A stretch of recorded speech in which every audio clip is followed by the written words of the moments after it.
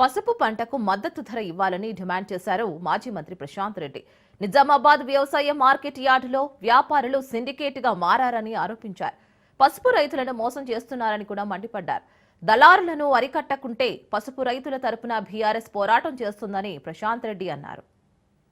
నిజామాబాద్ జిల్లా market committee ఈ పసుపు ఖరీదారులతోటి దళారులతోటి కుమ్ముక్కవడం మూలంగా వాళ్ళని అరికట్టలేని చేతగానితనం మూలంగా అట్లనే పసుపుకు మేము 12,000 రూపాయలు ఎంఎస్పీ ఇస్తాము అని మాట ఇచ్చి రేవంత్ రెడ్డి ప్రభుత్వం మోసం చేయడం మూలంగా ఇంకోవైపు ఈ బీజేపీ కేంద్ర ప్రభుత్వం నామమాత్రపు పసుపు బోర్డు పెట్టి ఎంఎస్పీ లేని పసుపు బోర్డు పెట్టి ఇవాళ రైతుల్ని మోసం చేయడం వల్ల ఇవాళ నిజామాబాద్ జిల్లా పసుపు రైతులు గంజిలోకి వచ్చి 3-4 రోజులు పసుపు కుప్పల మీద వండుకొని చివరికి అనివార్యమైన పరిస్థితుల్లో తుట్టి పావుషేరు ఏదో ఒక రేటుకు అమ్ముకొని ఇవాళ దగా పడుతున్నాడు. పసుపు రైతు నిజామాబాద్ జిల్లాలో మోసపోతున్నాడు. ఇవాళ రైతును మోసం చేస్తున్నారు, దగా చేస్తున్నారు. కట్ ఆఫ్ రేటు కూడా తగ్గించే ప్రయత్నంలో ఉన్నారని చెప్పి మాకు సమాచారం ఉన్నది. ఈ వేలంలో కొనబడాల్సిందే.